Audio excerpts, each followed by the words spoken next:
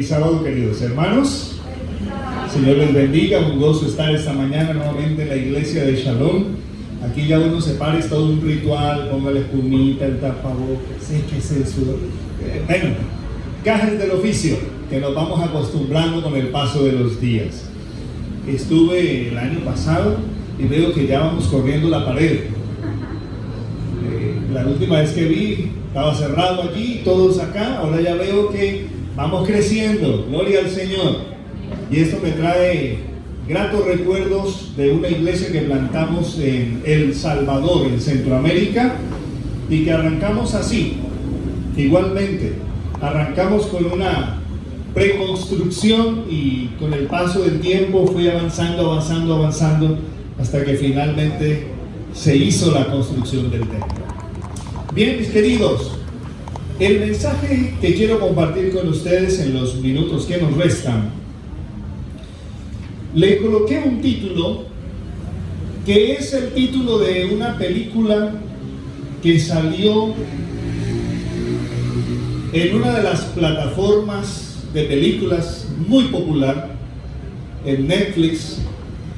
Fue una película que salió creo que a finales de diciembre, principios de enero, no recuerdo, que se llama No mires arriba.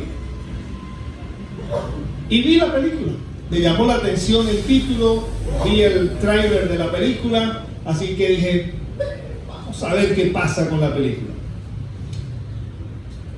Y vi la película y automáticamente mi mente viajó a ver una triste y llana realidad. Esta película, que tiene este nombre, presenta de manera irónica, sarcástica, burlona, de la llana y triste realidad de este planeta. Cómo privilegiamos cosas que no tienen sentido, de cómo la humanidad se está desgastando en vivir de una manera que ya no tiene razón de ser. Y es impresionante, en el transcurso de la película, les cuento un pedacito para efecto de ilustrar lo que quiero con el mensaje de esta mañana. En la película, unos científicos descubren que hay un asteroide que viene directo a chocar con la Tierra. Y entonces hacen todas las mediciones, todos los cálculos, todos los astrónomos, y dicen, sí, efectivamente va a haber un choque. El asteroide se va a estrellar contra la Tierra. Así que con la información corren al gobierno a decirle, ojo, hay que avisarle al mundo que nos vamos a morir, viene un asteroide, nos quedan 6 meses. Y lo primero que el gobierno hace, dice, no hay que ser tan fatalistas, espérese que esto lo podemos arreglar de otra manera. Y comienza la puja a qué hacer. Y les resumo rápidamente que terminan levantándose 2 movimientos.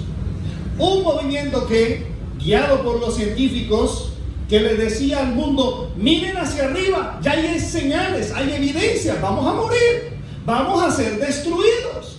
Así que por favor, prepárense para el impacto. Es inevitable el impacto del asteroide contra la Tierra. Pero del otro lado, se levantó un segundo movimiento fuerte, poderoso, por los gobiernos y los ricos del mundo, diciendo, no miren para arriba, nada va a pasar. No miren para arriba, miren para abajo. No miren arriba, porque las soluciones las tenemos aquí. Somos el gobierno, tenemos la plata, tenemos los recursos. Y un hombre multimillonario aparece y dice, mis científicos ya analizaron y el asteroide antes tenemos que aprovecharlo. Viene cargado de toneladas de minerales ricos que necesitamos nosotros para nuestra producción en la Tierra. Entonces, en vez de desviarlo o de destruirlo, vamos a capturarlo para traerlo a la Tierra. Así que se llenaron de una falsa paz. Y la puja, los científicos, miren, ahí vienen. Y los otros, no pasa nada, no miren para arriba, miren para abajo.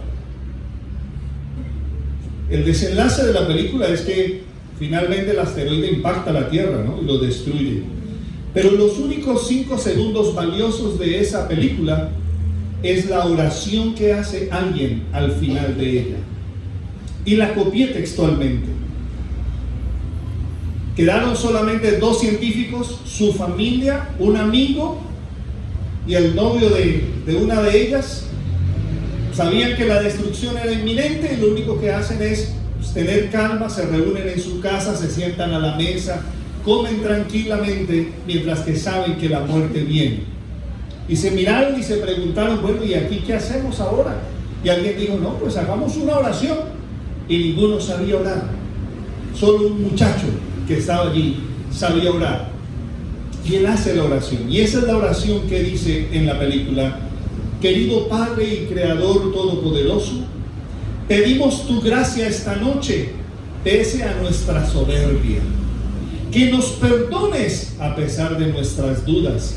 Pero sobre todo, Señor, pedimos que tu amor nos alivie en estas horas difíciles. Que enfrentemos lo que se disponga en tu divina voluntad con valentía y aceptación en el corazón. Amén. Esa fue la oración en esa película. Dura como 2 horas y esto tardó menos de 5 segundos, pero fue lo único valioso. Pero me sirvió para ilustrar, basado en la carta de los Colosenses. Abran por favor sus Biblias. En la carta de los Colosenses nos encontramos ahora con una invitación muy particular que hace el apóstol Pablo. Y entonces yo tomo al apóstol Pablo esta mañana como uno de los científicos de la película. Miren para arriba. Y voy a utilizar una versión bíblica que se llama la Nueva Biblia Viva.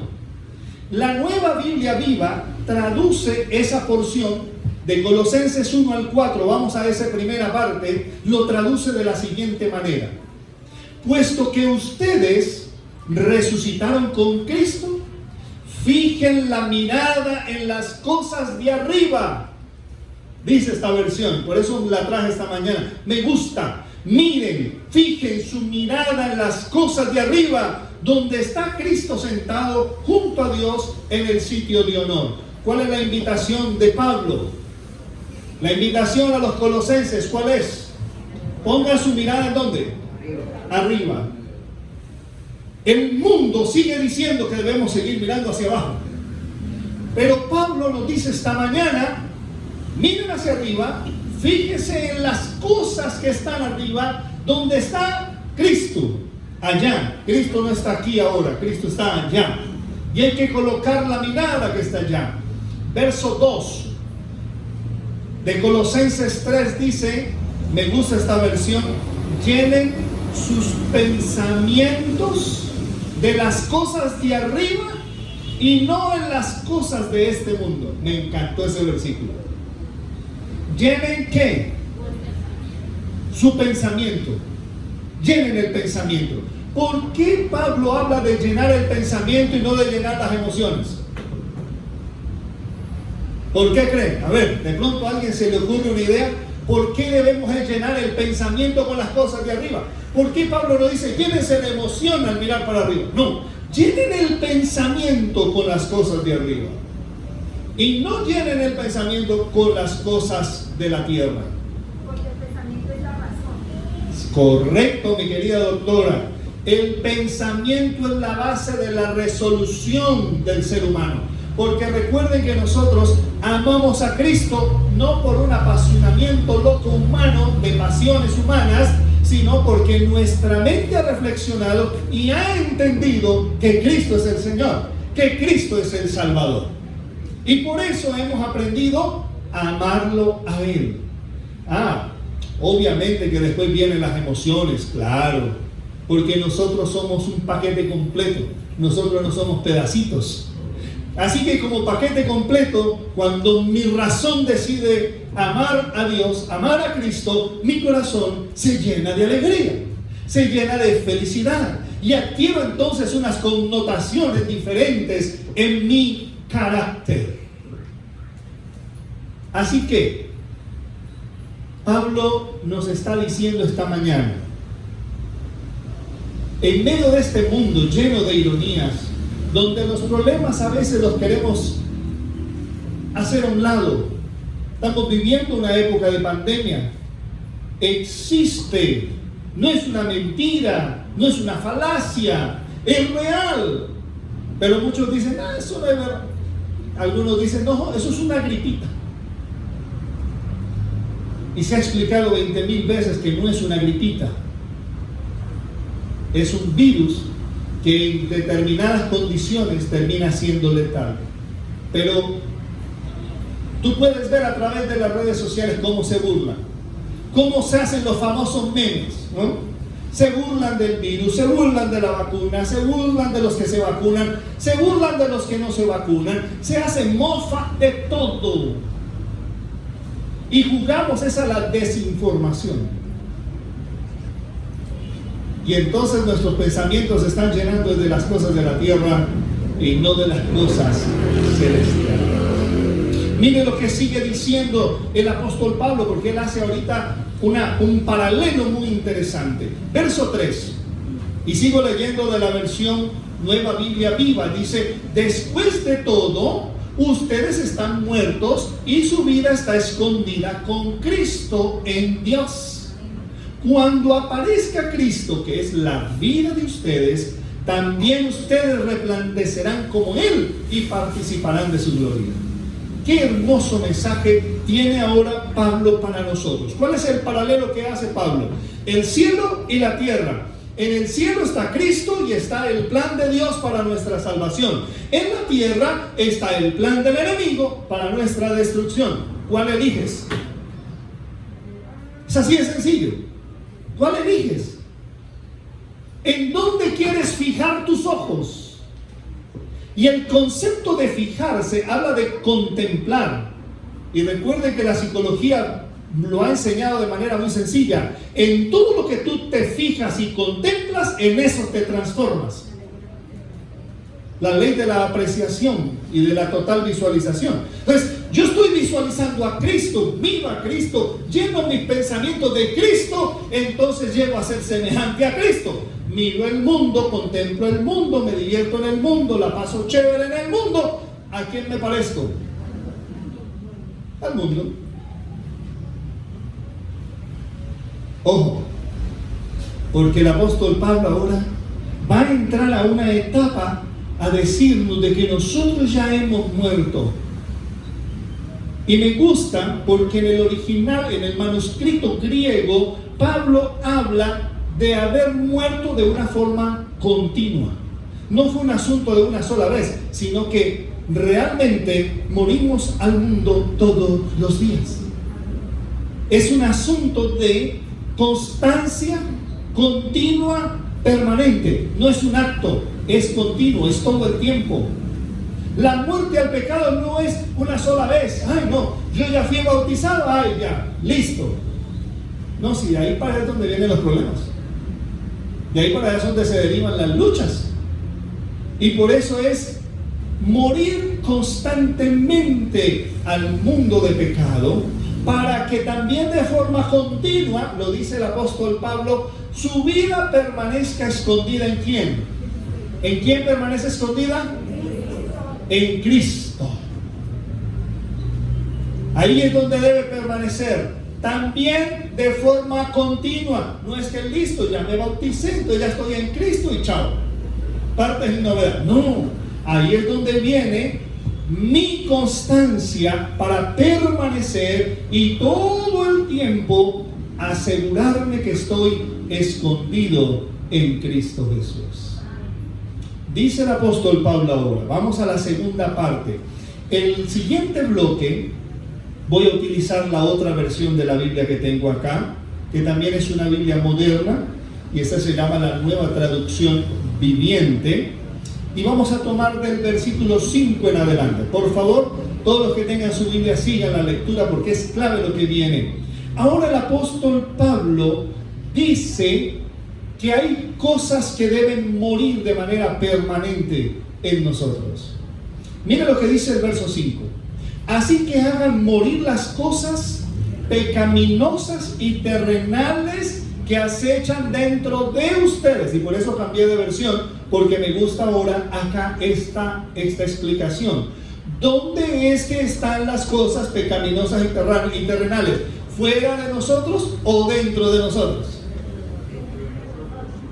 Dentro de nosotros. No te olvides de eso. El pecado no es un asunto exterior, el pecado es un asunto interior. Porque el pecado mora es en mí. Yo no ando por la calle y un día me tropecé con el pecado, entonces me hice pecador. No, usted va por la calle siendo pecador, se dejó caer en la tentación y entonces ejecutaste el pecado. Esa es la fórmula sencilla para entenderlo. Por eso el apóstol Pablo hace ahora una invitación. ¿Qué necesitas tú? Que muera en ti todas las cosas pecaminosas y terrenales que hay en nosotros. Y Pablo hace ahora una lista. Sigan leyendo conmigo en el verso 5.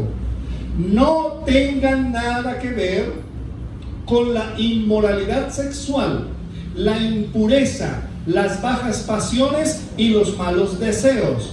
No sean avaros, pues la persona avara es idólatra porque adora las cosas de este mundo. Eso dice todo el versículo 5 en esta versión. En ese verso 5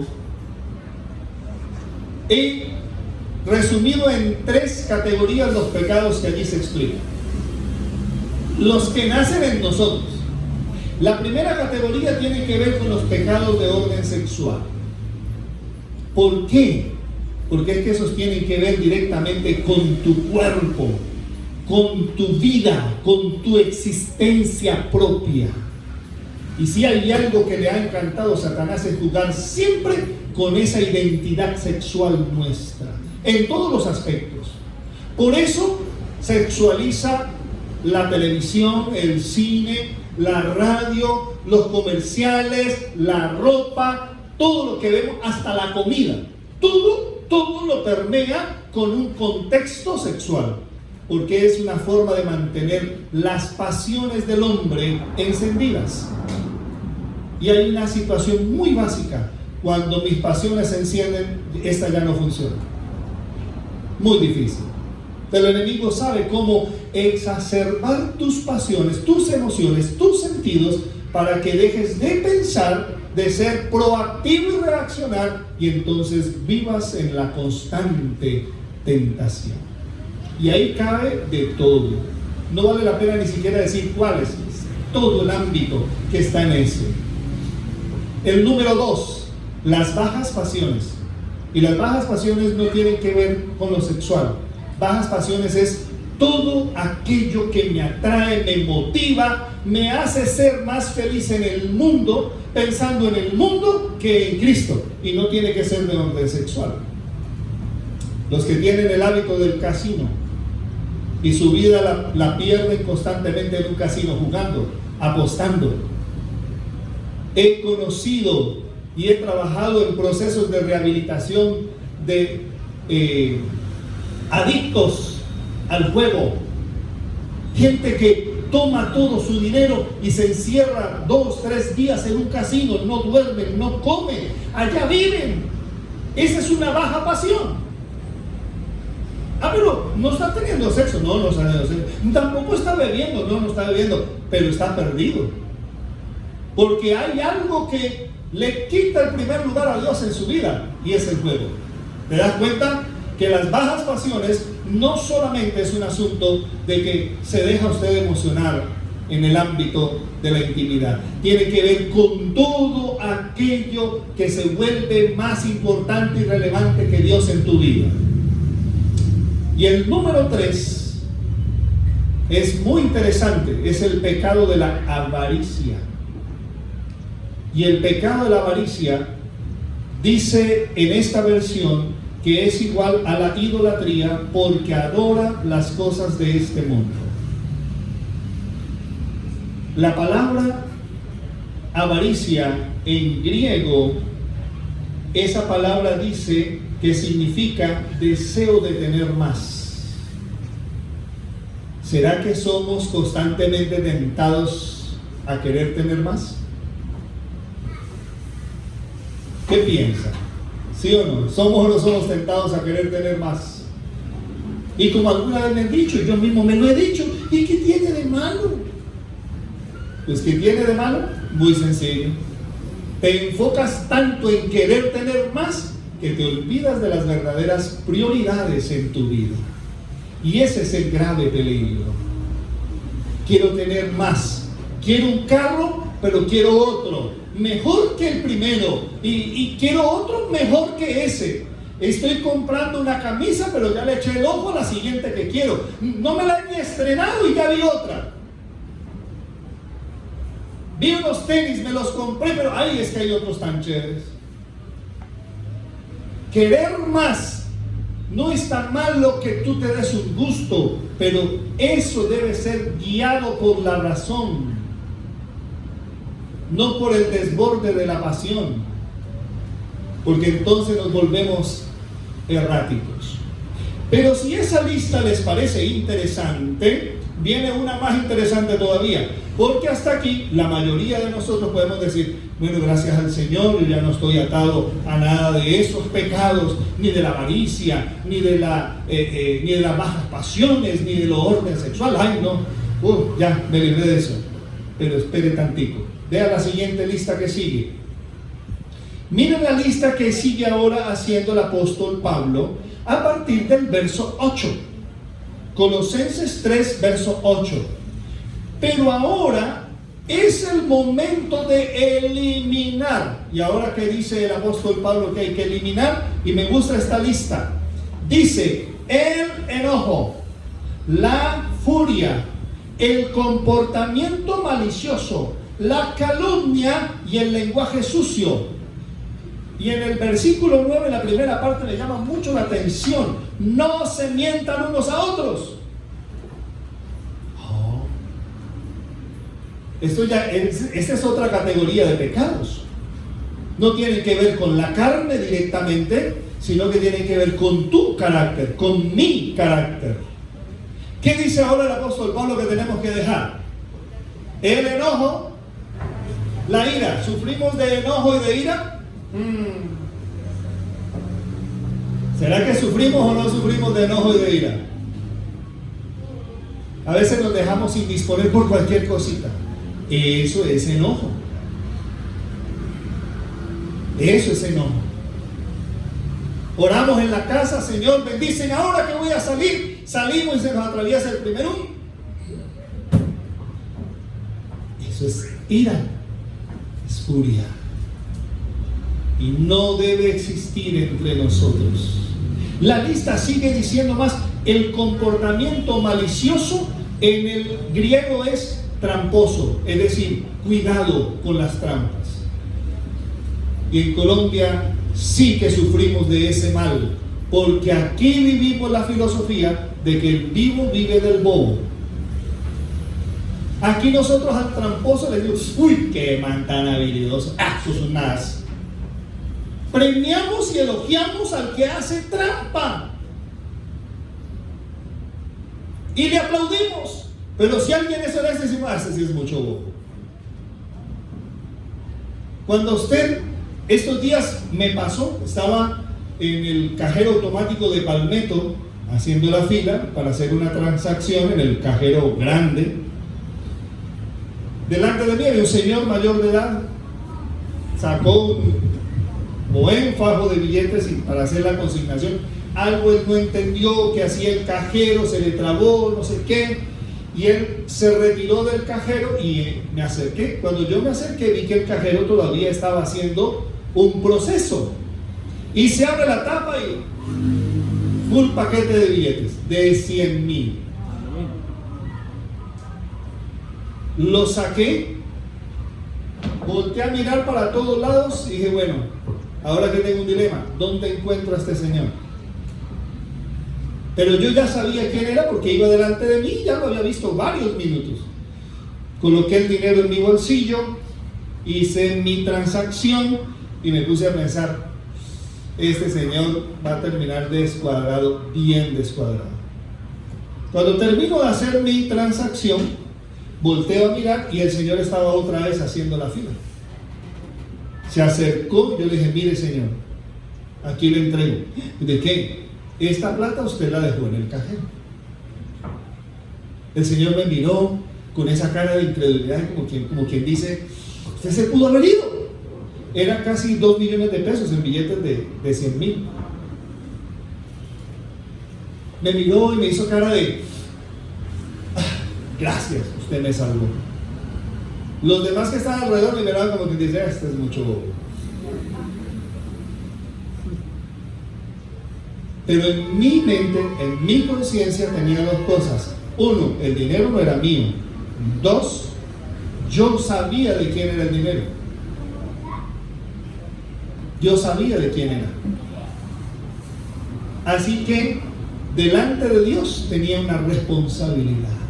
Comportamiento tramposo, dice el apóstol Pablo. Cuidadito, porque a veces creemos que los dieron cuenta, una monedita, un billetico, me salgo de la fila y me le gané puesticos. No pasa nada. Comportamiento tramposo. Y el apóstol Pablo dice que es el momento de eliminar, es decir, de que no se haga más. Algo que me tocó aprender era eso, llegar al banco y fila.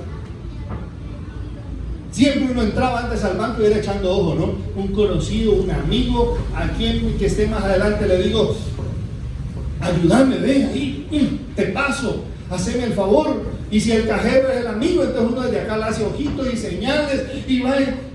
Hasta que un día reflexioné y dije, no, es mi función, es mi responsabilidad hacer la fila, hacer la transacción, es mi deber. Por lo tanto, me aguanto. Al principio fue duro, pero aprendí que había que hacerlo, porque eso hace parte de la integridad. De la integridad. ¿Qué más dice el apóstol Pablo? Cuando habla de la calumnia y el lenguaje sucio, la palabra griega es chisme. Chisme. No haya chisme entre nosotros. Porque recuerden que el chisme es, a mí me pareció. En eso se basa el chisme. No es, a mí me consta, no es, a mí me parece. Como que me pareció. No, me contó el amigo del fulano que a él le dijeron que allá lo vieron. Ay, Dios mío bendito. ¿Usted cómo confía cuando una versión pasó como por 5 personas más? Sí, los seres humanos, por naturaleza humana, somos superlativos. Lo vieron en la esquina, pero otro ya no solo lo vio en la esquina, lo vio con otro. Y no estaba con otro, era otra. Y estaban agarrados de la mano, y pasó el otro y los vio con cerveza. Y pasó el otro y el pobre hombre estaba amarrando el zapato. Y eso es chisme, y es algo que nunca debemos nosotros patrocinar de ninguna manera. Admiro las personas que cuidan cada palabra que va a ser pronunciada. Piensan en la integridad de lo que dicen, de lo que ven y de lo que comentan. Tengo un amigo así y es increíble, lo admiro mucho.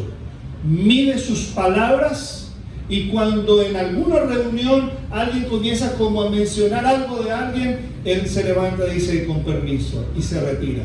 No participa de los comentarios de nada ni de nadie. Y es de admirar, porque a muchos de nosotros nos pican así la lengüita y estamos pero como cohetes. Sí, es así, es donde ustedes no saben la otra.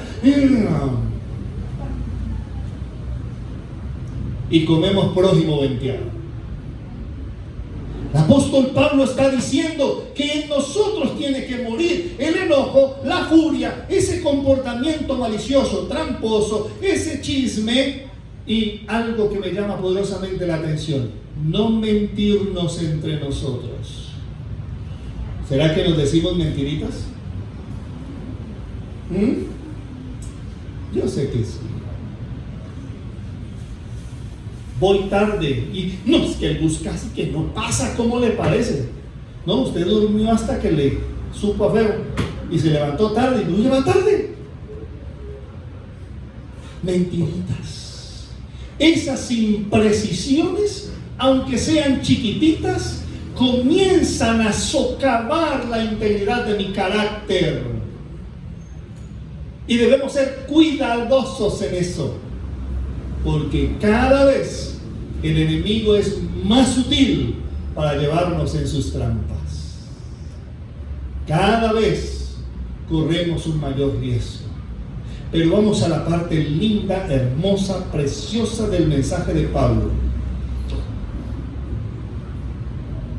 Cuando termina de decir, verso 9, no se mientan unos a otros, porque ustedes ya se han quitado la vieja naturaleza pecaminosa y todos sus actos perversos.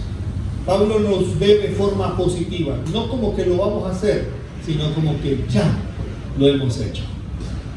Y esa palabra que utiliza Pablo para quitar se refiere a la palabra apotitemi, que es cambiarse de vestido. Que usted se cambió el vestido, usted se sacó un vestido. Esa vestidura pecaminosa de mi naturaleza humana, contaminada, perversa, me la quito porque automáticamente he recibido una invitación. En el verso 10, ¿qué dice la primera parte del versículo 10?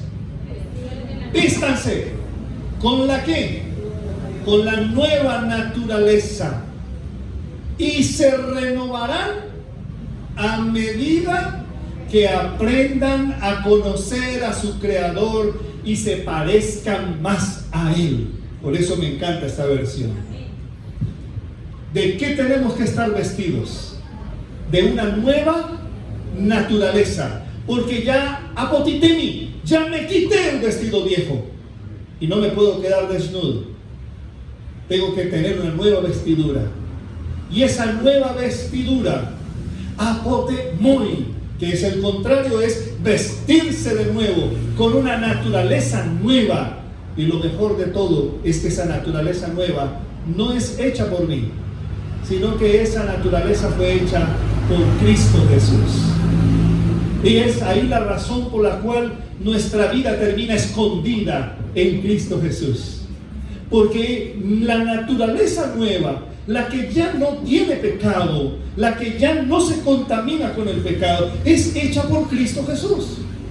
Hace muchos años atrás, un pastor nuestro, le escuché un mensaje basado en ello y me encantó lo que él dijo. Y lo que él dijo es que ese nuevo vestido se teje en los telares celestiales. Es con tela del cielo, no con la tela de esta tierra. Y no se preocupe si por alguna razón la hemos ensuciado, que la ensuciamos. No se preocupe. También decía este pastor que no solo en el cielo está el telar, sino que también tienen una lavandería. Y todo el tiempo se lava en la sangre del Cordero. Y todas las mañanas tenemos un vestido nuevo, limpio, resplandeciente para seguir viviendo. Y eso es lo que está diciendo aquí el apóstol Pablo. Vuélvanlo a leer. Vístanse con la nueva naturaleza y habla de renovarse. Se renuevan a medida que aprenden a conocer a su Creador. ¿Cuándo renuevas tu vida? En la medida en que vas conociendo a Cristo Jesús. Pero recuerden que el conocer bíblico no es de me leí la Biblia, ya lo sé. No. El conocer bíblico es experimental, es de relacionamiento, es cuando hablas con Él, es cuando charlas con Él, cuando te das a la tarea de hablar con Jesús todos los días. Le cuentas todo. Yo he aprendido a hacer eso. Yo voy por la calle, yo voy caminando, voy hablando con Él. Quizás algunos me verán como loco, porque yo voy a veces hasta manoteo y todo, porque estoy hablando con Él. Y yo no puedo hablar sin hacer gestos, entonces peor, me ven como loquito a veces por ahí. O sentado en algún lado y estoy, sí, Señor, no, pues tú sabes. Es relacionarse con Él, es conectarse con Él, es hablar con Él, es caminar con Él, es vivir con Él. Lo llevas al trabajo, a la escuela, al partido de fútbol, a ver la película, a comer palomitas. Lo que vayas a hacer, lo llevas a Él. Y entonces estás relacionado con Él. Estás conociéndolo a Él. Le estás dando la oportunidad que se manifieste plena, completa y totalmente todo el tiempo. Porque la renovación en Cristo será importantísima para que lleguemos a ser semejantes a Él. Ese es el resultado de lo que dice Pablo en el capítulo 3, en el versículo 4, la última parte. Porque cuando Cristo aparezca, dice que nosotros vamos a participar de su gloria porque somos semejantes a Él. ¿Por qué el Padre nos reconoce? Porque nos parecemos a su Hijo. Porque su carácter lo hemos ido aprendiendo no a imitar. La palabra imitación es, en el contexto castellano, es falsificación, porque imitar es, yo no soy el original, yo lo imito, yo no lo soy, pero lo hago, ¿no? Hago parecerme. Yo no puedo parecer un cristiano, yo tengo que ser un cristiano. Entonces, no es imitar el carácter de Cristo, es ser semejantes a Cristo. Esa es la gran diferencia. Y por la gracia de Dios, todos los días, al caminar con Él, a relacionarte con Él, entonces nos pareceremos a Cristo Jesús. Y cuando venga en gloria, va a ser fácil de disfrutar de su presencia. ¿Por qué? Porque nos parecemos a Él. Porque somos idénticos a Él. Y hasta en cierta medida llegamos a ser de su misma esencia. Porque por Él fuimos creados.